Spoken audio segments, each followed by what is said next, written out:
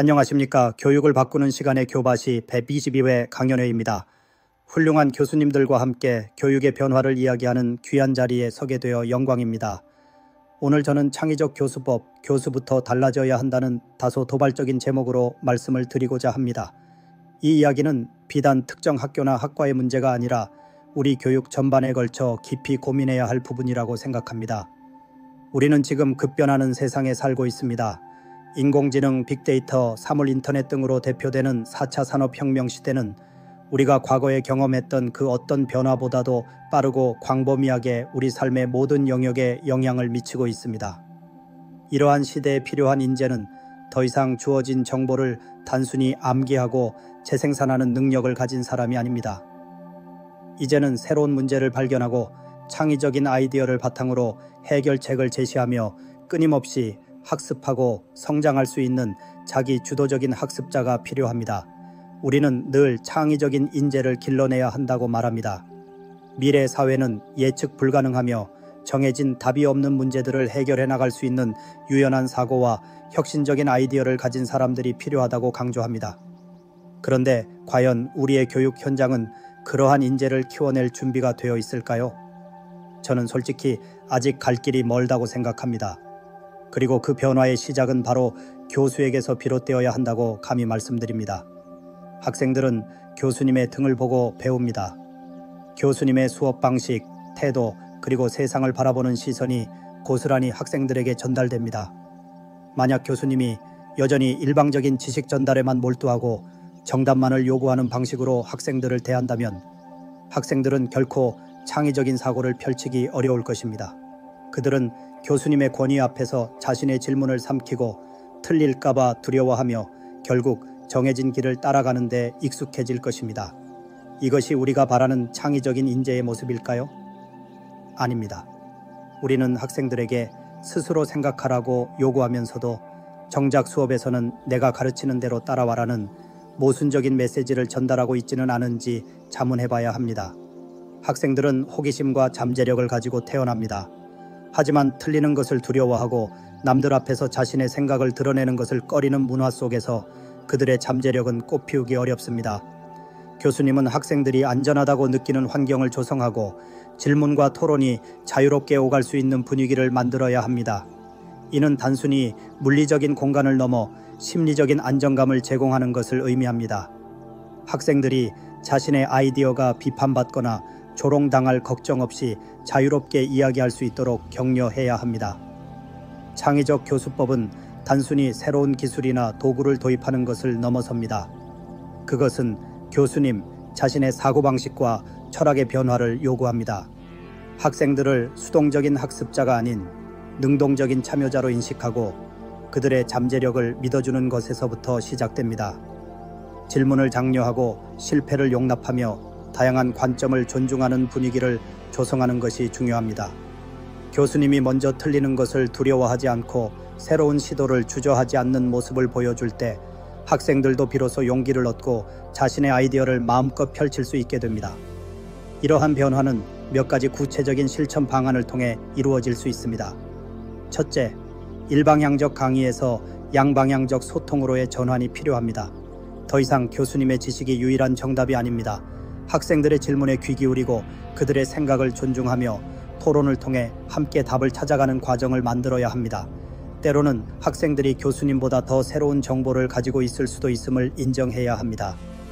이를 위해 강의 중간중간 질문 시간을 충분히 확보하고 익명으로 질문할 수 있는 온라인 플랫폼을 활용하는 것도 좋은 방법입니다. 소규모 그룹 토론이나 발표를 통해 학생들이 적극적으로 자신의 의견을 개진할 기회를 제공하는 것도 중요합니다. 둘째, 문제 해결 중심의 학습을 유도해야 합니다. 현실 세계의 복잡한 문제를 제시하고 학생들이 스스로 해결책을 찾도록 유도해야 합니다. 정답이 정해져 있지 않은 열린 질문을 던지고 학생들이 다양한 시각에서 문제를 분석하고 창의적인 해결 방안을 모색하도록 격려해야 합니다. 실제 사례 연구, 프로젝트 기반 학습, PBL, 그리고 팀 과제 등을 통해 학생들이 협력하여 문제를 해결하는 경험을 쌓게 해야 합니다. 이 과정에서 교수님은 답을 알려주는 대신 학생들이 스스로 길을 찾아가도록 돕는 촉진자, 파실리테이터의 역할을 해야 합니다. 셋째, 실패를 용납하고 성장의 기회로 삼는 문화를 만들어야 합니다. 새로운 시도는 언제나 실패의 위험을 안고 있습니다. 하지만 실패는 학습의 중요한 부분이며 이를 통해 우리는 더 많은 것을 배우고 성장할 수 있습니다. 교수님은 학생들이 실패를 두려워하지 않고 과감하게 도전할 수 있도록 격려해야 합니다. 실패한 아이디어에 대해서도 건설적인 피드백을 제공하고 다음 시도를 위한 동기를 부여해야 합니다. 괜찮아, 다음엔 더 잘할 수 있어 라는 단순한 격려의 말이 학생들에게는 큰 용기가 될 수 있습니다. 교수님, 스스로도 수업에서 예상치 못한 오류나 실수를 했을 때 이를 솔직하게 인정하고 학생들과 함께 해결해 나가는 모습을 보여주는 것이 중요합니다. 이는 학생들에게 교수님도 완벽하지 않으며 실수는 누구나 할 수 있다는 인간적인 면모를 보여주어 더 가깝게 다가갈 수 있는 계기가 됩니다. 넷째, 다양한 학습 방식을 존중해야 합니다. 모든 학생이 똑같은 방식으로 배우지 않습니다. 어떤 학생은 시각적인 자료에 강하고 어떤 학생은 청각적인 정보를 선호하며 또 어떤 학생은 직접 손으로 만들거나 움직이며 배울 때 더 효과적입니다. 교수님은 이러한 학습 스타일의 다양성을 인정하고 멀티미디어 자료 활용, 체험 학습, 현장 방문 등 다양한 교수 방법을 시도해야 합니다. 이를 통해 더 많은 학생들이 수업에 흥미를 느끼고 적극적으로 참여할 수 있도록 도와야 합니다. 학생들이 직접 수업 자료를 만들거나 발표 방식을 선택하도록 하는 것도 학생들의 자기 주도성을 높이는 좋은 방법입니다. 다섯째, 교수님 스스로 끊임없이 학습하고 성장하는 모습을 보여주어야 합니다. 교육은 끊임없이 진화하는 분야입니다. 새로운 교육 이론과 기술이 계속해서 등장하고 학생들의 특성 또한 변화합니다. 교수님은 이러한 변화에 뒤처지지 않고 새로운 지식과 기술을 습득하며 자신의 교수법을 끊임없이 개선해야 합니다. 동료 교수님들과의 교류, 교육 관련 세미나 참여, 그리고 학생들의 피드백에 귀 기울이는 것이 중요합니다. 교수님이 학습에 대한 열정과 호기심을 잃지 않는 모습을 보여줄 때 학생들도 자연스럽게 학습의 중요성을 깨닫게 됩니다. 물론 이러한 변화가 쉽지는 않을 것입니다. 오랫동안 익숙해진 교수 방식에서 벗어나는 것은 많은 노력과 용기를 필요로 합니다. 평가 방식의 변화, 수업 준비에 드는 시간과 노력 증가 등 현실적인 어려움도 따를 것입니다. 현재의 평가 시스템은 여전히 지식 암기 위주로 설계되어 있는 경우가 많아 창의적이고 문제 해결 중심의 학습을 제대로 평가하기 어려운 측면이 있습니다. 하지만 우리는 더 이상 변화를 미룰 수 없습니다. 우리 사회가 요구하는 인재상과 우리의 교육 현실 사이의 간극은 점점 더 벌어지고 있기 때문입니다. 이제는 교수님이 먼저 변화의 주체가 되어야 할 때입니다. 창의적 교수법은 교수님 개인의 성장뿐만 아니라 궁극적으로 우리 사회의 미래를 밝히는 중요한 초석이 될 것입니다.